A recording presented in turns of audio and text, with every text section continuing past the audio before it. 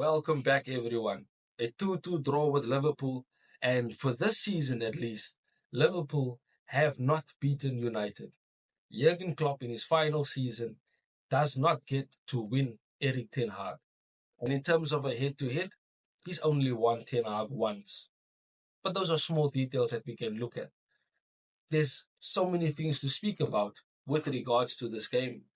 Whether you are Ten Hag in, whether you are Ten Hag out, this game does not leave you with much argument for each side, no matter how you look at it, because you just don't know what Manchester United are doing.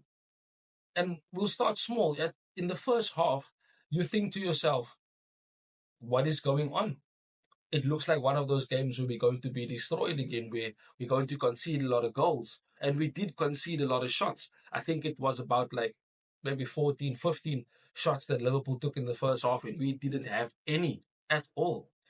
And we even went into the break behind. And the goal that Liverpool scored is something that, can be better in terms of a defense, but it nonetheless was a goal that they deserved based on their play. We didn't look up for it. We didn't look like we wanted to be there. But in the second half, a complete 180. We show a bit of fight. We press higher. We start being more aggressive. We start being more direct. And because of that, Liverpool make a mistake in defense, and Bruno capitalizes with beautiful vision to lob Kelleher all the way from the halfway line. A fantastic goal to bring us in. Our first shot for the entire game and our first shot on target, which resulted in a goal. Absolute chaos. And then later on, we start pressing, we start being more going forward, and we start playing the ball around with more confidence. And for that, we found ourselves in the box, and Kobbie Mainoo does what Kobbie Mainoo has been doing. An excellent first touch and a beautiful first time controlled shot into the corner. I'm still in awe of what he does. And it wasn't his best game. Let's be honest. He wasn't as busy with the ball that he can be. And we know that we've seen him do that. But when he got the ball and when he did what he did, he still was excellent. He won 8 out of 9 duels. I mean, that in itself tells you that he's not just going forward, he's also doing the defensive side of the game for us. So he's basically got a bit of everything, a complete package, in my opinion. And again, just like Brentford, just like Chelsea, we succumb to our own mistakes. And Wan-Bissaka, 9 times out of 10, you believe he's going to make that tackle and win that ball all the time. One of the best sliding tacklers in Europe, in my opinion. But that one time, he just was a bit naive. And going down in the box will always leave you at the risk of committing a penalty. Now, at second looking, which the VAR should have done, it was not a penalty, in my opinion. Wan-Bissaka does not touch him, and Elliott simulates by dragging his leg to touch Wan-Bissaka, and then it looks like a foul. But it's not. It's a dive because there was no contact. And football is a contact sport. Every contact is not a foul. That needs to be understood.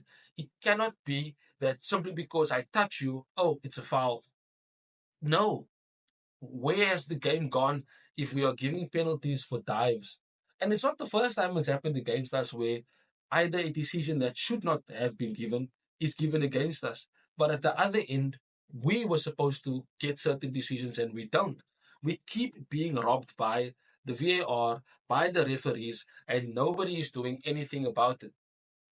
The game as a whole, we didn't play well, but we managed to drag ourselves back into the game. We managed to show some fighting character, like we have done for the past few games.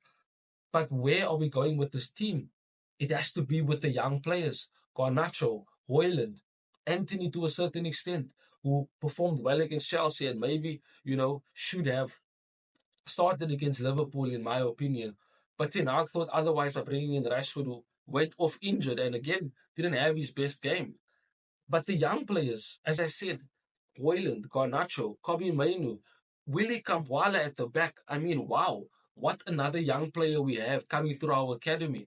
What a monster of a centre back that he can become. He absolutely showed fight. He was dominating the likes of Nunez and Diaz. And shout out to Harry Maguire, who also had a very good performance, against a very, very good Liverpool team. But Kwambwala showed very good performance to step out from the back and make tackles closer to the halfway line.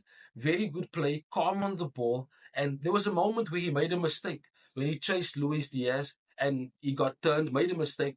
But his pace to get back and to make the challenge to block the shot from Luis Diaz showed immense desire and something that we haven't seen for a while. Players who want to play for Manchester United, and you have to look at certain players staying at the club and that being a base to build on for the rest of Manchester United for the future. Onana has to be staying here. Martinez, you look at Shaw, perhaps Delo. You maybe move on to the likes of Varane, Kobbie Mainoo, Garnacho, Hoyland, Anthony, Ahmad. You keep maybe a Bruno, a Mason Mount. We have players that want to be here. But there are a few players that has caused us problems throughout the season. You look at injuries, you look at off the field issues, players with the likes of Sancho, Ronaldo when he was here. These are all things that impacted Ten Hag and his time at the club. Now, of course, you will say that other teams who don't have the funds that we have or the squad that we have do better with injuries, especially with a tight budget and with a tight squad. But those players and those teams have structures in place that have been embedded behind the scenes already. At Man United, Ten Hag is trying to do everything, not just coach a team and the way he wants them to play. He's focusing on who's going to come in next, who's going to be leaving. He needs to focus on certain off-field issues with players. It's just everything. And that in itself, has snowballed into what we find ourselves now. But in hindsight, there are positives to take from the Liverpool game. The way Ten Hag deals with the young players, the fight and desire that we show. We can play good football, but we are just stuck between, do we want to press high and stay there, or do we want to defend? And it's difficult because we don't have a full set of players able to do the same thing together. We've got different types of players, different profiles, all signed by different managers. If you think of the players that played from the starting 11 against Liverpool that Ten Hag signed, you're looking at what? Hoyland, Onana, Casemiro. There isn't anyone else. And when you move on to the bench, yes, we had the likes of Mount on the bench and Anthony, but the way the team is set up, that does not help us. And maybe Mason Mount should have started because Casemiro was not good enough, in my opinion. But we move forward, Bournemouth coming next, then we have to, pick up points slowly but surely. That's what we need to be doing in order to find ourselves in a position to at least try and fight for Champions League, which I think is gone.